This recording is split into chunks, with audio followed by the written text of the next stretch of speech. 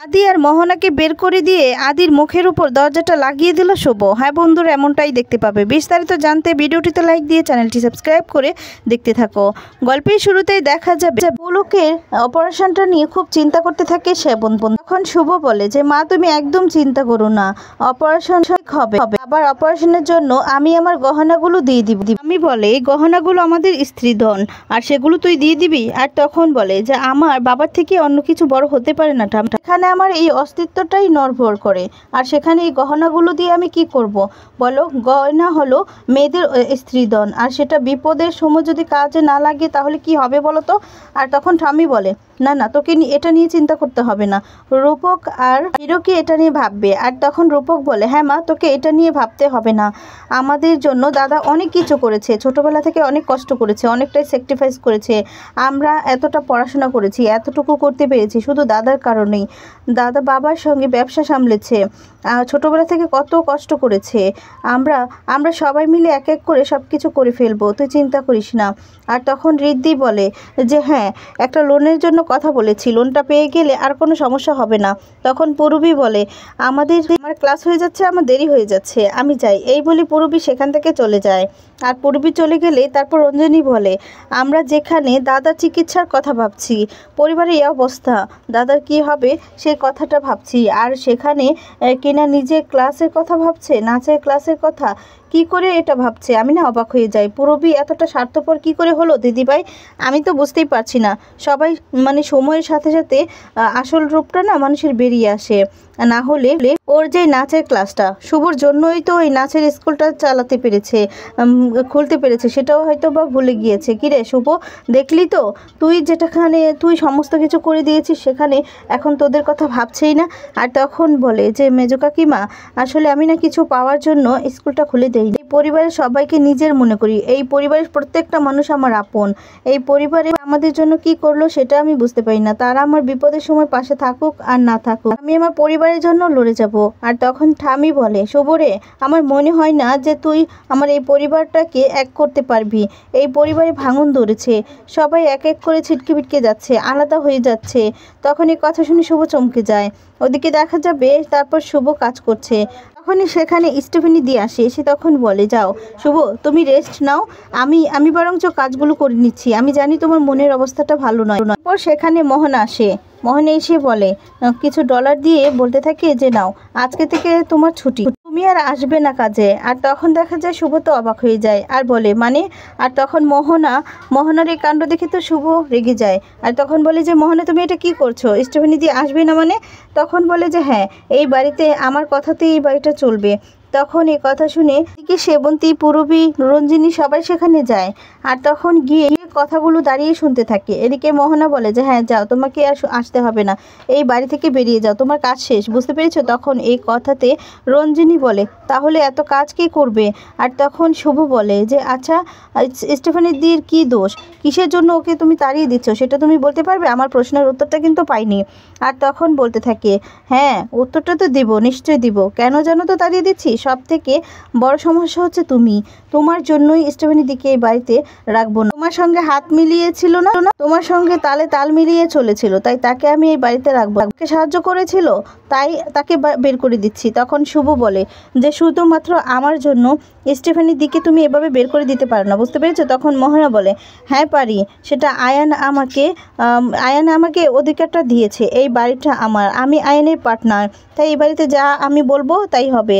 তখন বলে যে এখনই এখান থেকে বেরিয়ে যাও। এদিকেও বলে যে তুমি এক্ষুনি এখান থেকে বেরিয়ে যাও। আর তখনই দেখা যাবে এদিকে রঞ্জিনী বলতে থাকে মানে তাহলে এতগুলো কাজ কে করবে? মোহনা তখন বলে কেন, এই যে আপনারা সবাই আছেন, আপনারা সবাই মিলে কাজগুলো করে নেবেন, বুঝতে পেরেছেন? এখন থেকে এই কাজগুলো আপনারাই করবেন। রঞ্জিনী বলে বাড়ির এত কাজ আমরা করব কেন, ভাবে করব?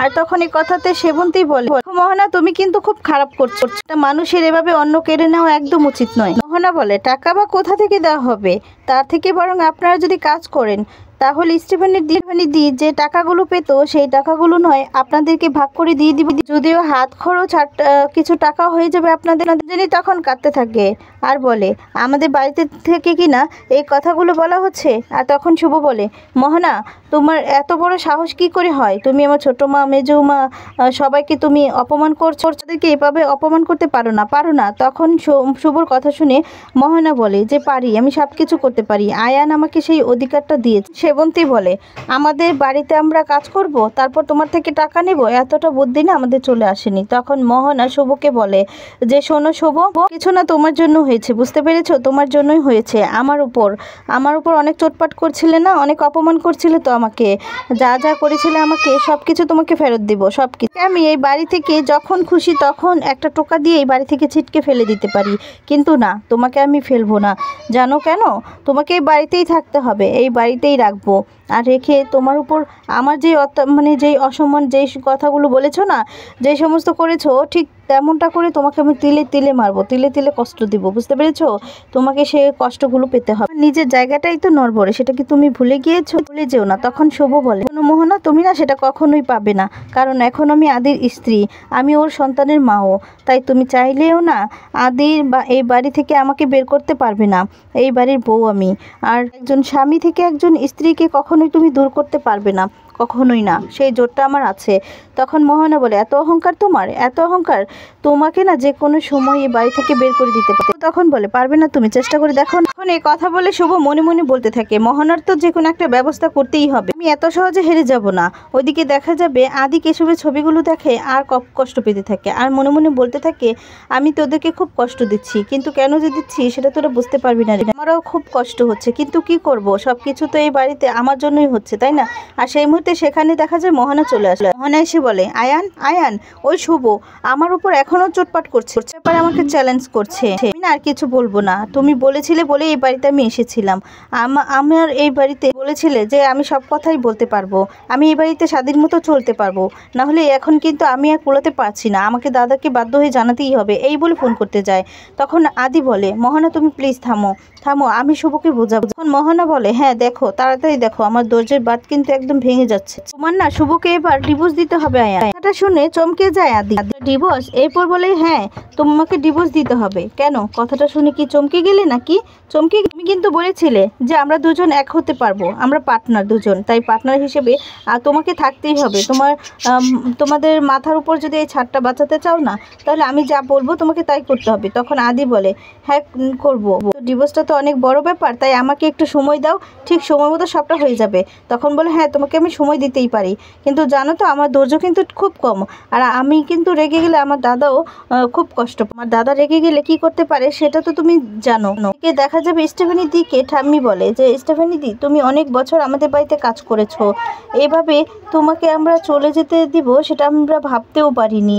আর তখন বলে সত্যি কথা। এরপর দেখা যাবে শুভ বলে স্টিফেনি দি তুমি আমাকে ক্ষমা করে দাও, আমার জন্যই তোমাকে এই বাড়ি ছেড়ে চলে যেতে হচ্ছে, তুমি ক্ষমা করে দাও। এই বলে স্টিফেনি দিকে কিছু ডলার দিয়ে বলতে থাকে যতদিন না তুমি কাজ পাচ্ছ ততদিন তোমার এটা দিয়ে হয়ে যাবে। উনি পুরোপুরি বলতে থাকে সব শেষ হয়ে যাবে, আস্তে আস্তে সব কিছু শেষ হয়ে যাবে। পর স্টিফেনি দিকে আবারও বলে সবকিছু আমার জন্যই হলো, তুমি আমাকে ক্ষমা করে দাও স্টিফেনি দি। আর তখন স্টিফেনি দি বলে না তুমি কেন ক্ষমা চাইবে, তোমার জন্য কিচ্ছু হয়নি।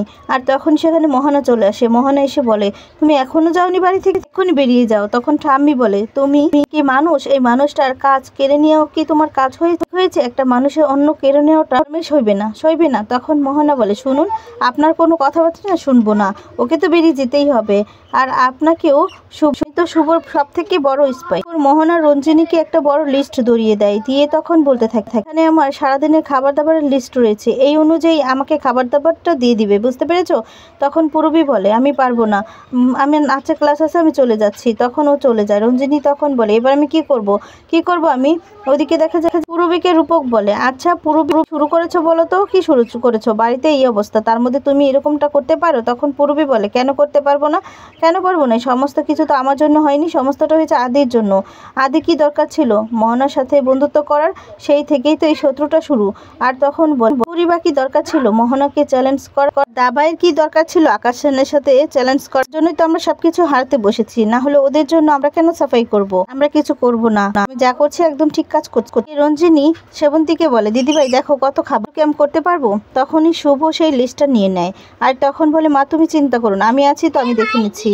আর তখন বলে, তুই এই অবস্থায় কি করে করবি? শুভ বলে, সমস্যা নেই, এই দেশে প্রেগনেন্ট হয়ে তো মানুষ অনেক কাজ করে, আমি করতে পারবো। ওদিকে না মনে মনে ভাবতে থাকতে, ওই শুভর তেজ আমি কিছুতেই ভাঙতে পারছি, কিছুতেই শুভকে ফেলতে পারছি না, কিছু একটা ব্যবস্থা করতেই হবে।